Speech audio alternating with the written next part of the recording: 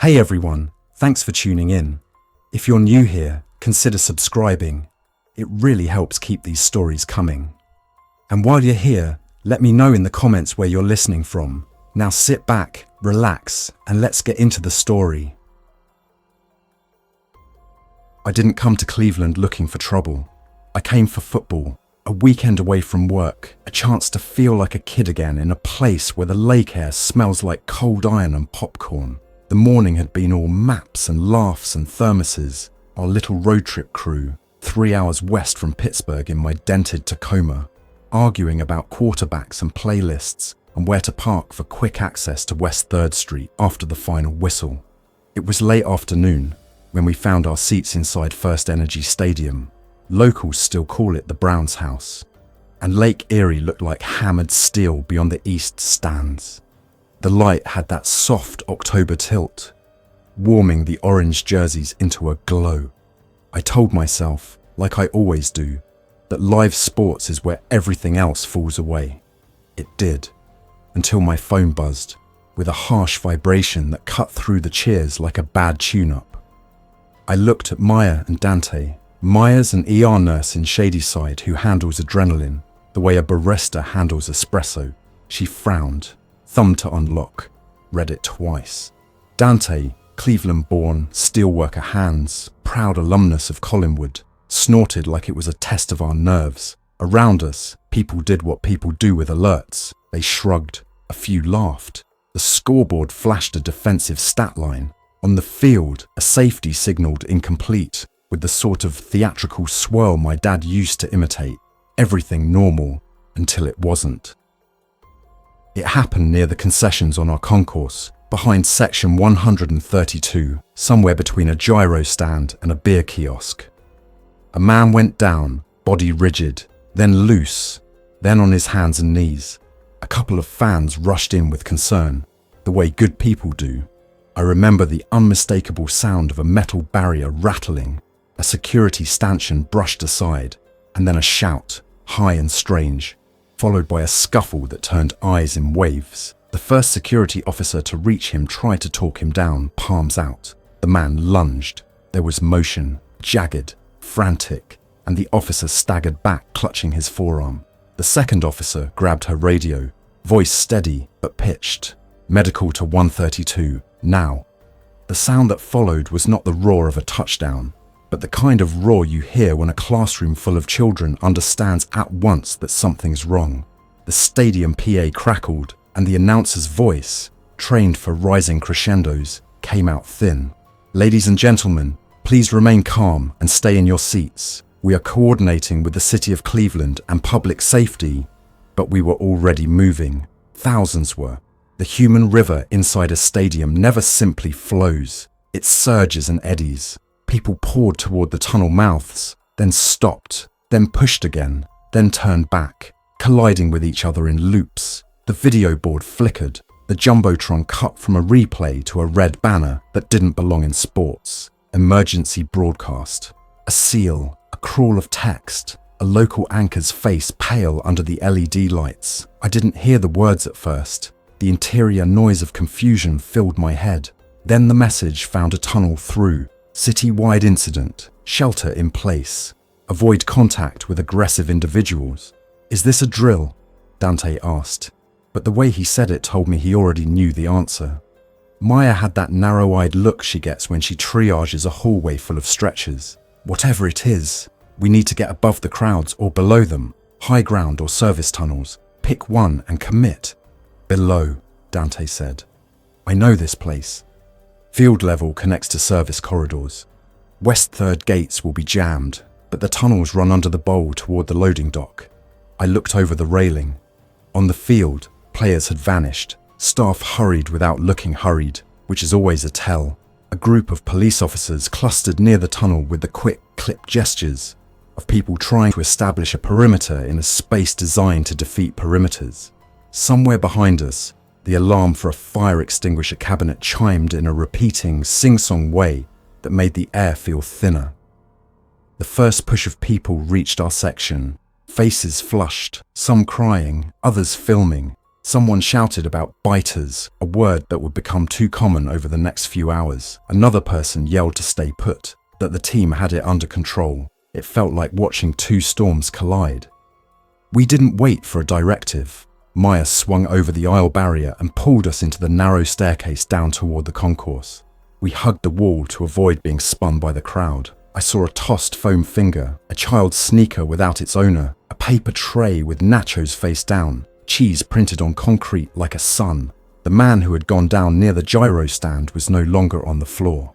Security had pulled him up, hands on his shoulders, and in profile his face looked wrong. Not wounded, not exhausted, just wrong. It was the way his eyes scanned but didn't settle, the way his jaw moved like he'd forgotten how it worked. "Keep left," Dante repeated. "The way you talk your friends through a heavy lift. Keep left, keep space, keep eyes up." At the bottom of the stairs, the concourse was a press of people. The crowd moved on instincts, toward exits, toward signage, with a little running figure icon, toward familiar choke points. A security woman in a neon vest stood on a trash can with a handheld loudhailer, voice clear. "Stop pushing. If you can hear me, move towards seating and stay out of the center of the concourse." The push was too strong. A line of fans slammed into the tempered glass panels near the merchandise store, spiderwebbing one pane. Someone fell. People tripped over them. Maya broke our line to pull a teenager back to their feet and handed them off to an older woman who looked like she'd forgotten her own name. I opened a red metal cabinet, pulled a heavy extinguisher free, and found that the weight was a comfort. "Weapons, tools, whatever we can use," Maya said. Not because she wanted a fight, but because first responders think in terms of tools. Dante found a busted seat support, a flat bar of metal with chew scars from the concrete anchors, and passed it to me. He grabbed a folded aluminum stanchion post. I saw, near a shuttered beer kiosk, a stainless steel prep knife on a cutting board. I felt strange taking it, like I was breaking a rule, then stranger still that I cared. "Field," Dante said. "Get to the field, into the service tunnel. Lower concourse to section 119. There's an employee door." We moved as a unit, shoulders touching, and people in front of us felt our determined motion and parted. In a crisis, the physics of posture matters. We passed a woman in a custom jersey who clutched a child and looked like she wanted to fight the building itself. We passed a man who, with careful politeness, held his hand over a bite on his forearm like he was hiding spilled coffee. He wasn't alone. People weaved with that wrongness in their step, a certain too loose eagerness. At section 119, the gate to the bowl was half closed. Through the gap, the field was a dark green rectangle under hard light. A few security staff stood shoulder to shoulder near the mouth of the players' tunnel, backs to us. To our right, a steel door marked "Staff Only" sat propped open with a wedge. Dante went first, pressing in with that steelworker's insistence. The air in the service corridor was cooler, echoing. The walls were painted cinder block, the floor polished concrete with skid marks from dollies and pallets. The smell changed from popcorn and spilled beer to oil, dust, and electrical heat. "Good call," Maya said, breath even. "Where to?" "Left goes to the loading dock. Right wraps under the stands toward the broadcast suites and press level stairs," Dante answered. He'd met a maintenance foreman here once and toured the underbelly, the way hometown people carry maps in their heads. "If a dock is blocked, the press box will be elevated and glassed in. We can barricade and signal." We turned left. We were not alone. Staff moved with purpose. IT techs carrying Pelican cases, custodial crews with carts, a handful of Cleveland police in Navy uniforms and plate carriers talking quietly over Motorola radios. One officer's shoulder patch caught my eye. Cleveland Police, and his nameplate read M. Watts. He clocked us immediately. "You three, you staff?" he called, not unkindly, but with the clipped syllables of incident command. "No," I said, looking to stay out of the stampede. "Then stay tight and follow orders if you hear them," he said. "If you're headed to the dock, be aware we have a partial quarantine. You see someone acting strange, don't try to calm them down yourself. Call it out. Maintain distance. Understood, Maya said. She had her hospital voice on, professional, warm, unarguable. We reached the loading dock. The big roll-up doors were down. Pallets of bottled water and soft drinks were stacked in neat towers, shrink wrap twinkling. A man from Stadium Ops in a brown Carhartt jacket was arguing with a National Guard sergeant at the secure pedestrian door. The sergeant, olive uniform, patched with Ohio, looked too young for the authority in his voice. He explained patiently that the exterior perimeter was being established and the interior was to remain locked. The ops guy gestured at the crowds we had left behind and made a reasonable case that the interior needed a way out. The door stayed shut. Above us, the lighting changed. Half the fixtures tripped to emergency mode, cool and dimmer, and we heard, muffled through concrete, a thump from the field level like a bass drum. Dante and I exchanged a look. Maya's jaw set. Things were getting worse. We pulled back into the corridor. On the wall, a laminated evacuation diagram showed the stadium plan. Bowl, concourses, stairs, tunnels, press. Dante tapped the line that climbed from the floor we were on to the press level. If the guard has the exterior, the roofs are maybe for extraction. Helicopters will favor Burke Lakefront Airport along North Marginal. If we can get eyes on the lakefront, we might coordinate. Copy, I said, and then to no one. We're not storm chasers. We do this carefully. We followed the grey-painted cinder block to the press level stairs. It felt wrong to leave the lower corridors with their pallets and forklifts. Underneath felt safe, like hiding under a table during thunder. But we needed perspective. At the first landing, we nearly ran into two stadium security staffers hustling down, both with side-handle batons and vests with CSC event staff printed in yellow. One had a small first aid kit, the other a set of master lock keys jangling like a bell. Press levels locked, the keys said in their clatter, but keys make doors choices. We asked to tuck in behind them, and in a crisis, people say yes to reasonable asks. They let us into their slipstream. Press level opened from concrete into carpet and glass. The shift was disorienting. Flat screens on the walls cycling through camera feeds. The faint scent of coffee that had been hot an hour ago. Reporters' chairs pushed back at odd angles. Through the big windows of the press lounge, we could see the bowl tilt down to the field. There were clusters of people on the artificial turf, some moving purposefully. The police, the guard, a medical team pushing a gurney, and others shambling with that wrong tall puppy lope. A small group near the 30-yard line seemed to be working together, shepherding. I picked out the silver helmets of a tactical unit, CPD SWAT, moving as a file from the tunnel mouth toward the sideline. One officer carried a bright orange launcher I recognized as a less lethal platform, likely for marking rounds or chemical irritant. The last thing anyone wanted here was noise, but the hum of the building found new notes as fear tuned it. A woman with a headset and the steady calm of a producer stepped toward us. She had short hair tucked behind one ear, a press badge with Amelia Klein, broadcast operations, and the look of someone who will listen but not be swayed by panic. "We're not trespassers," Maya said preemptively. "We're leaving if we're a problem, but we thought we could help. We have a medic. We can keep order." Amelia looked us over in a professional sweep. Hands, posture, eyes. "Help means not adding to the chaos," she said. "You three seem to understand that. I need runners between this floor and the lower corridor. Radios are limited and jammed. If we lose power, we'll lose the AUX board that's feeding emergency info to the screens. It is protecting it, but anything can happen. Also," she gestured to the press box roofline, "the roof light arrays can be focused to signal the lakefront if we end up going dark. I have a lighting tech, Samir, who knows the console. I don't have an escort for him if he needs to go up." Dante looked at me. "He's the one who knows how to climb steel safely. I can take him." "Hold that," Amelia said, head tilted to listen. "Security channel. The fire in the lower concourse near section 140 has been knocked down. Smoke is heavier, near 118 through 122.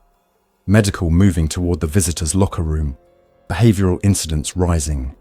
Behavioral incidents, Maya repeated softly. Professionals use careful language when fear wants drama. The building did what buildings do when the grid falters. It hiccuped, the screens blinked, the radio chatter clipped. For a long second, the overhead lights went too quiet, and in that hush, I realized how many sounds I'd been ignoring. The bassy thrum of HVAC, the whir of broadcast racks, the bone sound of 60,000 people breathing. Then the generators caught, and light and sound returned like a gasp. The moment was small and enormous at the same time. Like most turning points, Amelia exhaled without meaning to. I hadn't realized I was holding my own breath until I felt it leave. We made our first job simple, controlled movement. People wander toward glass when they're anxious, like they want to step outside through it. We gently kept folks away from pressing into the windows. Maya did quick check-ins. How are you feeling? Any scratches? Feeling lightheaded? And people answered. Because she asked in a way that invited honesty, Dante used his voice like a tool. We're going to keep this space calm. We're going to move like we're in line at the DMV. No heroes, no arguments. We look after the person next to us. At Amelia's suggestion, I took a backpack from a media intern and turned it into a small logistics kit. Duct tape, a flashlight, a couple of protein bars, 2 bottled waters, a handful of zip ties, not for restraining people, but for holding doors in a half-closed position where they'd otherwise swing. I slid the stainless prep knife into an inside pocket so I didn't look like a person looking for trouble. The press box has a door that leads to a narrow service passage, which leads to a ladder, which leads to the catwalk above the field lights. That's where Samir, a lighting tech with careful hands and a dry sense of humor, needed to go if he was to angle the lights into a signal pattern toward the lake. He showed me the console, a digital board that looked like a spaceship, and the pre-programmed cues. We wanted something unmistakable to anyone over the water. 3 short sweeps, 3 long, 3 short. Not Morse perfect. This wasn't a destroyer's lamp, but the shape of a call for immediate attention. You sure you're good with heights? I asked. Samir tilted his head. My favorite hobby is not falling. Dante grinned at that. I'll go with you. I've worked on overhead steel. We clip in where we can. We move deliberately. No sudden moves. He looked at me and Maya. If you need me, call. But better if you don't need me. We all understood that every move stole attention from something else that needed it. That's how days like this work. Everything is a trade. Before Dante and Samir went up, CPD's Officer Watts found his way to our glassed-in island. He had a partner with him now, Officer Lane, shorter, eyes that missed nothing. Watts carried a rifle with a short barrel and white-lettered MP5 on the receiver.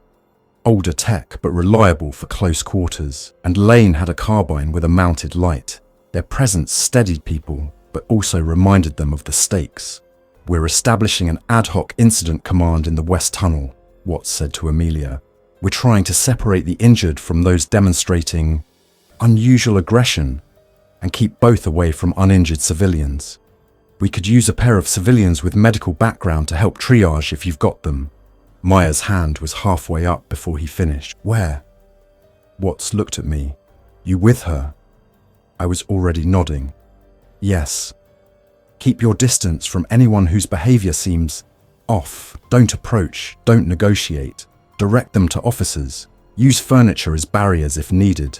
And, he glanced at the extinguisher on my shoulder. Non-lethals first. Noise draws attention. We're trying to keep firearms use to absolute minimum. Understood, I said. I had a private thought then. The kind you don't say out loud. Not every tool is a hammer, and not every problem is a nail. On a day like this, you remember that quickly. We geared up like amateurs stepping onto a pro field. Maya with a sling of medical supplies from a stadium stash. Me with a roll of industrial tape and a cheap headlamp with fading batteries. Watts and Lane with the utterly normal efficiency of people who practice for moments they hope never come. We moved down the press stairs, being careful to keep our elbows in, our eyes up, our pace controlled. It's funny, my heart felt like a drummer in a marching band, but my hands were steady. Maybe that's what happens when panic has too much to carry. It spills, and routine picks up the slack. The West Tunnel was a long rectangle where calm tried to live. Staff had set up a treatment area with cots and folding tables. There was a line where volunteers kept folks on one side if they were simply frightened, and on the other if they had injuries that needed a look. Maya snapped into her triage rhythm. She checked pupils with a penlight, asked simple questions, looked at hands and necks for telltale marks. When she found someone with a fever or a certain glassiness to their eyes, she slowed the rhythm and brought in an officer to help guide them gently to a quieter room where they could be observed. Observed was the word. Dignity matters. Labels often don't help. I played traffic cop, holding a stanchion sideways to nudge the flow and using that headlamp to guide people away from bottlenecks. I learned more about humans in that hour than in most years. How gratitude can show up like a sudden sun. How fear looks different on each face. How kindness does not need a script. A big man in a dog-pound hoodie helped me move a portable ice bin into a barrier. A teenager in a visiting team cap, clearly terrified, stood at a doorway and said "this way" over and over in the exact same tone like he was a living sign. In the middle of that, Dante radioed a borrowed stadium walkie on a local channel Amelia had configured, his voice slightly breathy from the climb, but controlled. Lights are focused. Samir's got the cue. Lake sweeps are live in 2 minutes. From up here, I can see the lakefront. North Coast Harbour has movement. Could be first responders at the Coast Guard station. There's a cutter out on the water, white hull. If they're watching, they'll see us. Also, this is not a rumour. There are groups outside the stadium. Some are waving. Some are not acting like they should. Perimeter is thin on the south side near Alfred Lerner Way. Copy, I said. Stay clipped. Come down when you can. We'll try to keep the lower tunnel orderly. The building hiccuped again, and the emergency lights took over more completely. The PA voice, different now, perhaps an assistant, announced that certain sections should reseat to avoid concourse congestion. A low moan of protest rose reflexively from people who wanted to leave, not sit, but another sound cut across it. A helicopter. Not the low, heavy chop of a big transport, but the higher, cleaner rhythm of a small newsbird or a police air unit. It sketched across the top of the bowl and drifted toward the lake, a dragonfly under a sky that had begun to bruise with evening. We can't stay here all night, Maya said during a lull, wiping her forehead with the back of her wrist. She had blood, not hers, on her sleeve, a smear that made my stomach flutter, and she saw my glance and said gently, "Not from a bite. Straight up laceration, not infected. I'm watching myself." "Good," I said, and meant it in too many ways to count. A stadium ops manager, grey hair under a fitted cap with dog pound embroidered in white, pulled me aside. He had a maintenance key ring in one hand and a clipboard in the other, like totems. "We've got mechanical rooms under the bowl that lead to the parking structure," he said. "Usually used for HVAC access, not public. If you're thinking about getting people off site, the riverside might be better than pushing everyone to West 3rd. The roads are jammed. Lakefront is a question mark, but the docks at North Coast Harbour could be a meet point if the Coast Guard is taking civilians. There's also the waterfront line station, RTA, but I heard trains have been paused. Dock could work, I said, but leading a crowd there would create more danger than it solves. Small groups, quietly." He nodded, understanding. "Keyed doors, I can open them. I need a team to shepherd. You look like a team." I looked at Maya. We've known each other since college. Our conversation is mostly eyebrows when it needs to be. She lifted hers a millimeter. "We can't save everyone by staying in this corridor." Dante answered the radio ping like he'd been listening to the same eyebrows from 100 feet up. "Press box, you copy," he said. I reached to the lapel mic we had taped to my jacket. "We're here. I can get down in 3 minutes. The light cues look good. If the harbour is watching, they know. If we're going to move a group, we should do it before full dark." We made the choice that people always second guess after the fact. We decided to move. Not everyone. That wasn't possible. But a group we could manage, say 20 to 30 people, down through the mechanical corridors, under the stadium, out toward the lakefront's sheltered walks, then to the docks by the Rock Roll Hall of Fame and the Great Lakes Science Center. The map in my head painted lines across a neighborhood I only half knew. Erieside Avenue, hugging the water, the plaza that wraps the stadium's east, the pedestrian bridges that stitch together museums and marinas. The North Coast Harbour Basin is basically a squared-off U of water sheltered by breakwalls, with the white hull of the Coast Guard station visible from the right vantage. If there was a place for a careful evacuation, it was there. We selected people based on mobility and calm, and that sounds cold until you understand that leading a group you cannot lead means failing everyone. Maya picked a handful of folks with kids and a couple of older fans who were steady on their feet. Officer Watts assigned Lane to come with us at the rear, while he stayed to keep the west tunnel steady. Amelia handed me a small handheld with a channel to Samir and the press box just in case. The ops manager, who introduced himself as Hank Ellison, held up his keyring like a ship's captain with a sextant. "Follow me, stay tight, lift your feet, no chatter unless it matters." We went. We moved down a service stair that had a sign about keeping 3 points of contact. The walls were close. The air smelled like dust and metal. The first door Hank opened had a stenciled Mech 3A and led into a low-ceilinged room with ductwork like silver ribs. We snaked along a rope of yellow floor tape meant for contractors, not evacuees. And I counted heads because counting is something you can do when you can't do anything about the big things. 26, then 27. Lane brought up the rear with the carbine at low ready, eyes like radar screens sweeping. We passed rooms with signage only a building engineer could love. MUA, makeup air. SWS, stormwater sump. ELEC, telco. The sound of the stadium became a memory of sound behind us, replaced by the hum of fans and the click of our shoes. Hank stopped at a final door and held his finger to his lips in a universal signal. "This opens near the east exterior service path," he whispered. "We'll be on the lakeside. There may be people. There may be behaviors we don't want. We keep to the wall. We move like we belong." He turned the key slowly and eased the door open. The outside hit us like cold water. The lake's breath was on our faces.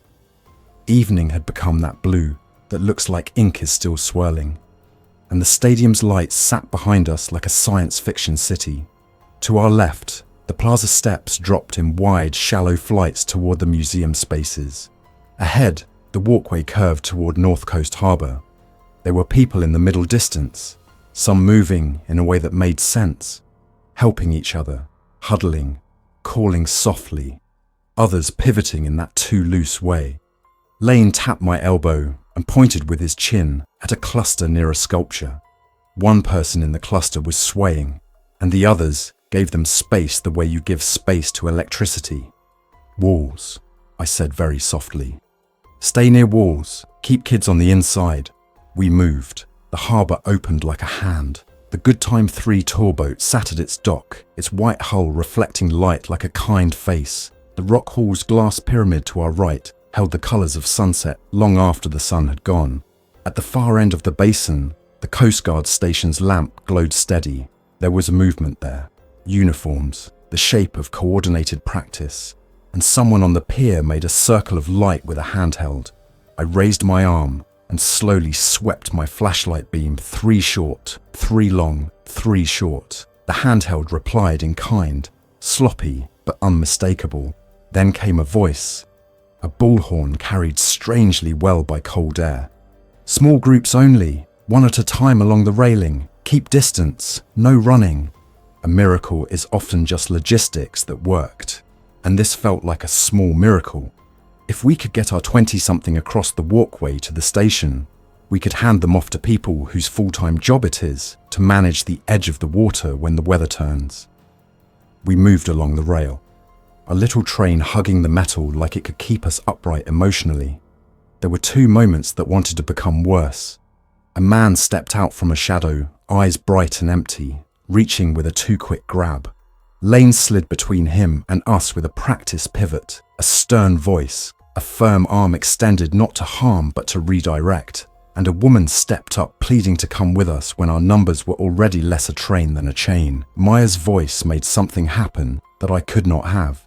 She promised the woman that more groups would come and that the Coast Guard had eyes on the footpaths. She placed a hand on the woman's shoulder and named the simple things: the woman's jacket colour, the exact spot where she stood, so she would know she'd been seen. At the station gate, a petty officer in a blue uniform took our numbers like a teacher taking attendance. He had PO3 Mendoza on his chest and a calm that spread outward. "We're staging civilians on the lee side," he said. "We'll move them by rib to the cutter and then to a more secure location. It's a process. If you have more groups, bring them like this: small, quiet, steady." "We do," I said, "if the stadium holds." "It's holding," he said in a way that made me want to believe him. "For now." We handed our group off and turned back. On the walk, with the lake now at our backs, I counted our little crew again. 5. Me, Maya, Dante, Lane, Hank. A tiny squad, a foolish squad, the right kind of foolish. "Back through the mechanical rooms?" Hank asked. "Yeah," Dante said. "Same route. Repeat the run. We can do 2 more before full dark." We did. The second run was harder. People had gathered in eddies near the plaza, and keeping a group tight without looking like a parade required quiet authority. Lane's presence helped, so did Hank's keys. The third run, we aborted halfway because the walkway south of the science center had become a swirl. We turned back and guided our group instead toward a secondary dock where smaller boats bumped against fenders, and a marina worker with a radio waved us in like he was parking cars. A woman in a brown coat thanked me without words, just a nod and a look that nearly stopped me. I remembered then that not all rescues are dramatic. Many are just the right series of small, plain decisions. We returned to the stadium after the third run and found the interior changed the way rooms change when you've been away for an hour that felt like a day. The press level had turned itself into a neighborhood. People had sorted themselves into functions without anyone calling roll. A pair of teachers telling stories in a corner to a cluster of kids. A man with a tool belt reinforcing a door latch with a strip of aluminum he'd pried from somewhere. Someone assembling a tray of snacks from a box of concession supplies with the concentration of a scientist. Amelia stood at the console with Samir, watching a screen that showed a crude map of the light cues. "The cutter replied," she said, not looking away. "They had a signal watcher. Your sweeps were seen." Watts met us at the stairwell door, his face older by an hour. He nodded once to Lane and clapped Hank's shoulder in a human punctuation mark. "Good work. If you're still moving people, focus on those who need extra assistance." The guard reports the south perimeter is stable enough to start moving small groups to the train tracks along the waterfront line for a walking exit if needed. He frowned. "I don't love that option. Open tracks are honest miles." "We'll do 1 more to the harbour," I said, "then reassess." We did 1 more.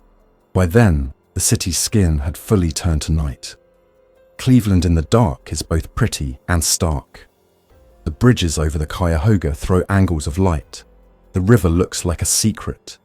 The lake is an idea more than a plane. The wind sharpened. We moved like a unit that had learned itself. The harbour gate guard, Mendoza again, had a clipboard now with a grid of boxes. He checked ours, waved us through, and didn't waste our time with speeches. That's leadership too. On the return from that last run, with our knees beginning to mutiny against stairs and our throats thin from too many words, we heard something like a chorus. It came from the west end of the stadium, lower down, where the tunnels open onto the giant doors. The chorus wasn't a song, but the layered calls of dozens of voices, some words, some not, all too loud. A line of SWAT officers formed in the doorway below us, shields up. They weren't advancing, just holding. And a figure in a white helmet with medical on the back moved behind them with the quick pace of someone finding pockets of calm in a field of noise. "We're close to a turn," Maya said softly. Not the end, just a turn. I know, I said. We hold. We move smart. We make the press level a haven. We keep ferrying when we can. I don't know why I walked to the glass to look at the field then, but I did. The turf had fewer people on it. The Jumbotron had gone to a static grid of instructions. If you are in your seat, stay there. If you are on a concourse, move to the nearest seating area. Do not congregate in hallways. Someone had finally found the right phrase. People were sitting, not happily, not neatly, but sitting. The bowl looked like a quilt, and for an unguarded second, I thought of my mother's living room, of football on a Sunday, of the sound of a spoon in a mug. I pressed my forehead to the glass for a moment and let the cold bleed the heat from my thoughts. When I pulled back, Dante was beside me watching the same scene. You okay? He asked.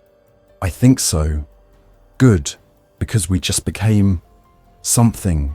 He gestured with his chin toward the room, where Amelia had moved a whiteboard into the center and was sketching corridors with a fat marker, a node, a little city hall, whatever you call it. We're part of it now. We worked until the concept of hours dissolved into tasks. The press level became its own incident command, with jobs and names and check-ins on a time-based loop. We established a rotation of small escort teams for the harbour runs. We found a stash of high-visibility vests and used them as tokens so people would know who to listen to for which task. We identified a quiet room with a lock where Maya, with an EMT named Jared Lee, who'd been in the stands off duty, watched those with fevers and that glassy gaze, not as jailers, not as jurors, but as guards of a boundary until the professionals could take over. Labels are blunt instruments. Care is a scalpel. Through it, Officer Watts floated, a steady planet gravity. He updated us on the broader picture when he could. The Ohio Department of Public Safety coordinating with the city, the Division of Police working with the Guard to create green paths out of downtown, Burke Lakefront functioning as a staging area but not open to a flood, the flats experiencing their own troubles and their own heroes. He said the same thing to everyone he spoke to, and I catalogued it because it seemed like a spell. Do the next right thing. Small, quiet, steady. Toward midnight, we faced a new decision. Stay as a fortress or risk one more logistical feat. A rumour, this time from a source that felt like more than rumour because it came through Watt's radio, said that a convoy of RTA buses would stage near the Great Lakes Science Centre to move civilians south towards safer districts. The buses would come under police escort along Erie side and load quickly. If we could get 2 or 3 groups there in time, we could move 50 or 60 people at a time instead of 20. The risk?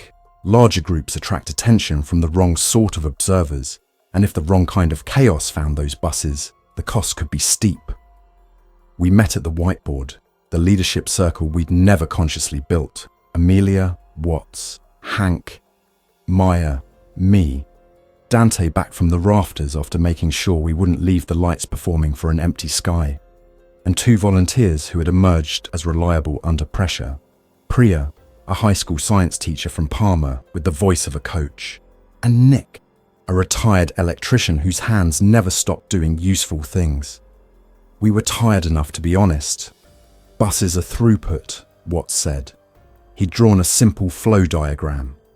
People from concourses to press, press to harbour, harbour to cutter, press to plaza, plaza to buses, concourses directly to plaza if stable, plaza to buses. But the path is exposed. We can do it if we do it with discipline. I'll take point with a vest and a whistle, Priya said. I can keep a line better than a rope. Whistles carry, Nick said. What about little lights? I've got a box of glow sticks from a charity 5K. We can give them to the line leaders and the tail ends. People follow light. Good, Amelia said. We control the optics, calm visuals, no running. If we get spooked, we stop and breathe instead of sprint. Maya, who had remained quiet through the tactics, spoke into the seam of silence. We have to keep the people in the observation room separate, she said gently. If we put them into a bus line, we lose control of something important. It's not about punishment. It's about not creating an incident in a crowded, moving space. No one argued. We all saw what she'd seen. The moments when someone's eyes went not just glassy, but empty. The way they'd lean forward, the sudden lunge. It was easier to talk about routes than to talk about that, but we needed to talk about both. We decided to try for one bus wave, 60 people, 2 lines of 30, glow sticks at head and tail, Priya on point, Lane on rear security, me floating left side, Dante floating right, Nick at the midpoint with a rolling cart full of bottled water and spare radios like a field quartermaster. Hank would open and hold doors, because that's what Hank did best now. Go through first, hold for others. Amelia would stay and keep the press level a safe neighborhood, and Maya would, very reluctantly, stay in the observation room with Jared, because someone had to protect a different boundary. The walk to the plaza felt like a silent march. The glow sticks did their small magic, making the line into a gentle river. People in the plaza saw us and made space. Fear has its own manners. The buses arrived, like a promise kept. White RTA coaches, police lights bouncing red-blue off their sides. Officers formed a shoulder-wide lane to the doors, with arms out, palms open. The gesture that means, this way, you first. Priya moved like a metronome. Step, breathe, she said, and people obeyed, because her voice was the kind that built trust in children and works just as well on adults. We got one bus loaded, then another. The third bus was halfway when a ripple ran through the line like a zipper undoing itself. A man who had been steady tripped recovered with that wrong forward lean, and the people around him backed away so fast they created a gap. He looked at that gap like it was a door and moved. Lane and I were closest. Lane interposed himself with a quick half step, both hands up, voice firm but even. Stop. The man didn't. He wasn't hearing stop as a word. He was hearing it as noise. Lane used the butt of his carbine like a baton, not to brake but to redirect, aiming for sternum, pushing him back a step. I slid a metal stanchion into the gap and pulled 2 people through the bus door. The man staggered, blinked. The empty blink cleared for a heartbeat, and I saw a human in there, and then it went glassy again. The officers at the bus door pulled a strap across to close the gap. Priya started the line moving again, like a conductor bringing back a lost tempo. The man, still wrong, drifted away, drawn not by us but by noise elsewhere. It felt exactly like catching a teacup about to fall and then letting it keep rolling on a table instead of smashing. Everything stayed intact. We got the third bus out. The police escort took them south, their brake lights winking through night like careful eyes. We brought our escort team back to the press level, not as victors, but as people who had moved a small amount of weight from one side of a scale to the other. Inside, the quiet felt earned. At some point, you lose track of hours when a building becomes your world. Amelia found me standing with my forehead against the cool frame of a plexiglass sign that said media, because I wanted to share temperature with something that didn't ask anything of me. She handed me a paper cup that smelled like coffee and tasted like burnt hope.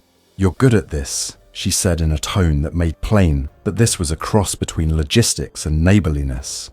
"I'm making it up," I said. "We all are," she said, "but you're making up the right parts." "Is it everywhere?" I asked, because it had been hours since any of us had had the luxury of asking about the perimeter beyond our tasks. "Wider than here," she said, "but not everything is the same everywhere. Some places are calm, some are very not. The city is doing what cities do in hard times, a million tiny acts of shared sense. We slept in shifts, if you can call what we did sleep. I took a turn sitting in a chair against a wall with my hat over my eyes and my headlamp in my pocket like a talisman. I dreamed of the lake trying to climb stairs and the Jumbotron whispering library rules. When my shift was up, I stood, stretched my back until it protested, and went to check on Maya. She sat on the floor outside the observation room, knees up, shoulders against the wall, her eyes open but resting. She looked at me and smiled without teeth. Jared's inside. 2 of them are asleep. One is not worse, not better. I don't know what to measure anymore. We got 2 busloads out, I said, and saw her shoulders lower by a notch. Good, she said. Small, quiet, steady. What's phrase is catching, I said. Good phrases do that, she said. They find the cracks and fill them in. Dawn approached, not like a fanfare, but like the lights in a grocery store slowly rising. The lake stayed dark longer than the sky, then took the light like a reluctant pupil. The stadium hummed on emergency power with the practiced breath of a sleeper who doesn't want to wake. From the press level we saw the field again, this time with small clusters of people who had put order into their own spaces. A circle of seniors doing slow stretches.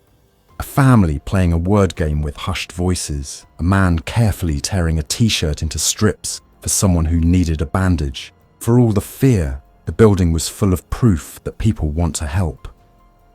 A city official, Deputy Director Alvarez of Public Safety, name tag clipped to a fleece, arrived with a small team and a plan. And while the plan wasn't perfect, it was a plan. They would move the remaining civilians in the stadium out in staggered waves toward 3 destinations. Buses at the Science Center, boats at the harbor, and a pedestrian corridor toward the Hope Memorial Bridge, where additional transport would be staged. The key would be timing and the maintenance of those simple lanes we had been creating all night. Amelia asked the question that mattered. Who's in charge of each lane?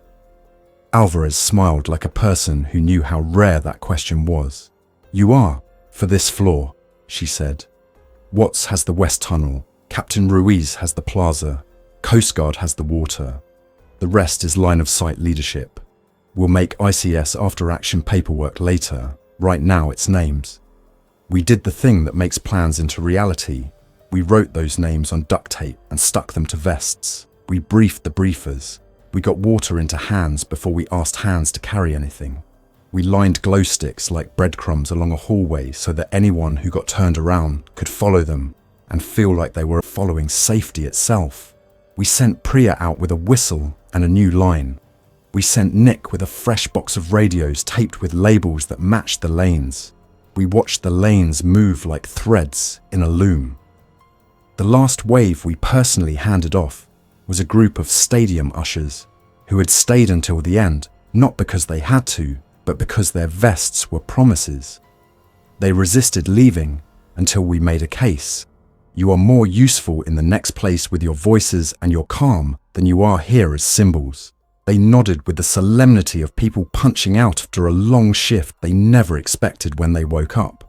One of them, a woman named Cheryl, pressed a little plastic clicker into my hand, the kind used to count attendance at gates. For your pocket, she said, to count anything you need to convince yourself you can count. By late morning, the stadium was no longer a crisis, but a project site. The city had stood up a formal incident command. The guard had formed a perimeter you could see.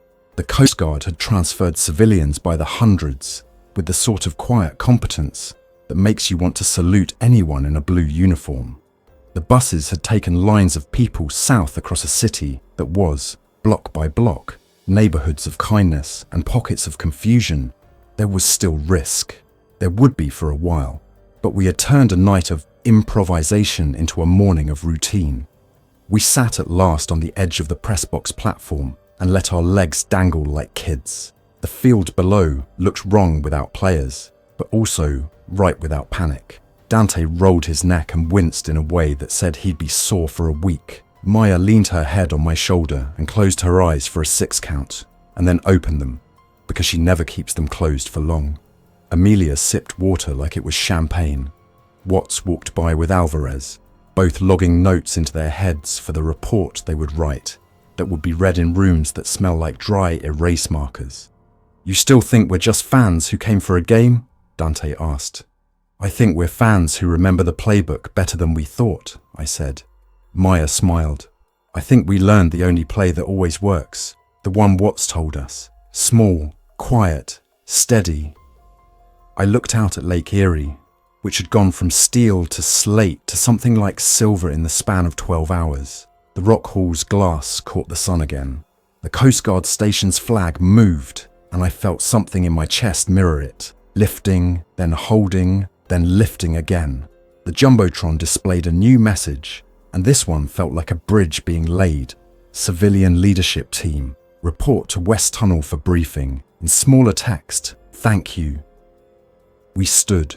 We weren't done. You're never done on a day like that. The line just keeps moving, and you learn new sections by walking them. We adjusted vests. We checked radios. We followed the glow sticks we ourselves had taped up, and every single one glowed like a tiny oath. On the way to the briefing, we passed by the observation room Maya had guarded all night. Jared was at the door, tapping the code on the lock with a careful finger, and his eyes told us before his mouth did that things in there were not simple, but were under control. He raised a hand. I've got this. Maya nodded back. I know you do. That exchange, without a word, might be the most important thing I saw all day. At the West Tunnel, Alvarez laid out the next phase. We listened, asked the right questions, didn't argue for the sake of arguing. When the briefing broke, a young officer I hadn't seen before, Cadet Nguyen, by his tag, asked me quietly, "How do you know what to do last night?" I thought about the answer, not because I was being philosophical, but because the easy answer would feel like a lie. I didn't, I said. We just did the next right thing. He nodded, wrote that down in a little notebook, and I suddenly cared very much that he had that notebook, that he would carry that sentence to the next place. We got back to work, which is the most ordinary, heroic thing anyone did that day. In the days that followed, people would tell the story 1,000 ways. Some would talk about the first alert on their phones, and the way their stomachs fell when the sound hit. Others would tell about the harbour walk, and the cold air, and the Coast Guard gate. A little girl would tell about the teacher with the whistle and the glowing bracelets that made the line feel like a parade. A stadium usher would tell about handing over her clicker and how it felt like giving away a piece of her job. A police officer would talk about 2 civilians who somehow moved a line like they'd trained with his unit for years. A lighting tech would tell about swinging steel and a view of the lake that made his heart feel too big for his chest. Here's how I tell it, when people ask, and when they don't, because the story wants to be told anyway. I came to Cleveland for a game and found myself in a city that remembered how to be a city when it mattered. The stadium was big enough to be chaotic and small enough to be a neighborhood, and in that neighborhood, we learned the shape of a useful day. We used real tools with boring names and moved through real hallways with stencil letters. We listened to people with rank and people with none. We picked roots with simple geometry and filled them with small acts. We kept words gentle in a place that could have broken them. We didn't fix everything. We fixed what was in front of us, and then the thing after that, and then the thing after that. We didn't defeat the outbreak. That isn't how these stories go. But we defeated the worst version of ourselves. We didn't become a stampede. We didn't become a mob. We became a line, then a lane, then a web of lanes. And then, by morning, something like a city again. When I close my eyes, I still see the lake lights flashing our imperfect signal into the night. 3 short, 3 long, 3 short. It wasn't Morse, not really, but it was us, and it was enough. Thanks for listening. If you enjoyed this story, don't forget to like and subscribe. Your support keeps these creepypastas coming. Until next time, stay alert, stay safe, and never ignore the feeling that something is watching.